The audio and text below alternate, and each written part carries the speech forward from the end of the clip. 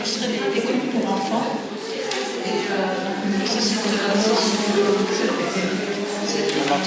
son œuvre d'enfant à long terme. Et j'ai pas une aquarelle inspirée par son œuvre. Au temps de Bergen-Belsen, Joseph Čapek ne pouvait plus peindre, donc il a écrit des poèmes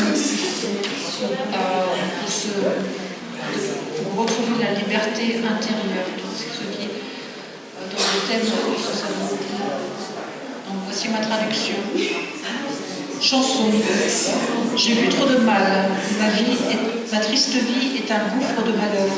Ma chanson est la terreur et l'horreur réduite. Une plaie sanglante, un ulcère suintant, un soupir frissonnant, un gémissement rauque. Elle crie et gémit en mourissant. Il n'y a pas de Dieu, il n'y a pas de Dieu. Ô liberté, liberté bénie. Ô liberté, quand je pense à toi, si belle, tu aimerais ma chanson. Tu es la lueur du matin, l'arc-en-ciel, l'éclat de soleil.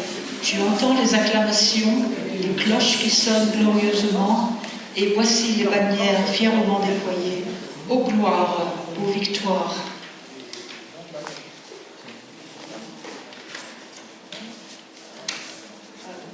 Voici l'extrait de mon livre, Souvenirs d'Allemagne, qui raconte l'amitié entre 5 jeunes personnes issues de milieux différents. Et comme c'est bientôt Noël, j'ai trouvé un extrait par l'étoile de Bethléem. De retour à la maison, dans leur spacieux appartement situé au 3e étage d'un immeuble moderne de 4 étages, Rosalie alluma les 3 bougies piliers et s'assit à la table en verre fumé avec sa base de chrome. Dans la cuisine, sa sœur fit bouillir de l'eau pour une tisane tardive.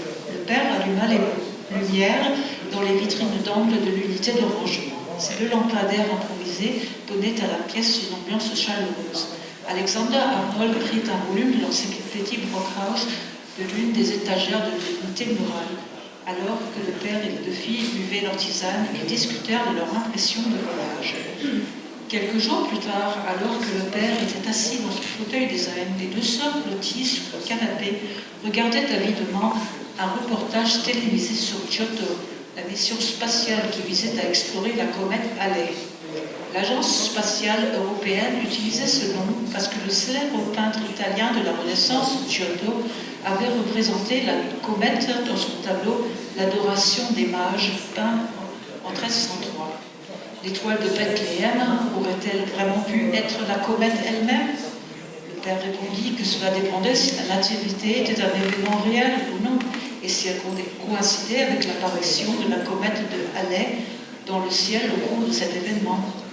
Lancé depuis la ville allemande de Darmstadt, le vaisseau spatial autopiloté réussit à explorer la comète dans ses moindres détails, et même si certains de ses instruments furent endommagés lors de la rencontre, il envoya des photos fascinantes. Pour commémorer le succès de la mission, les saints publièrent une belle affiche. Alors que Rosalie en collait une reproduction, ainsi que les photos et coupures de journaux dans l'album de famille, elle souhaitait que son enfance se termine à jamais, car chaque jour était plus palpitant que le précédent. Je vous remercie.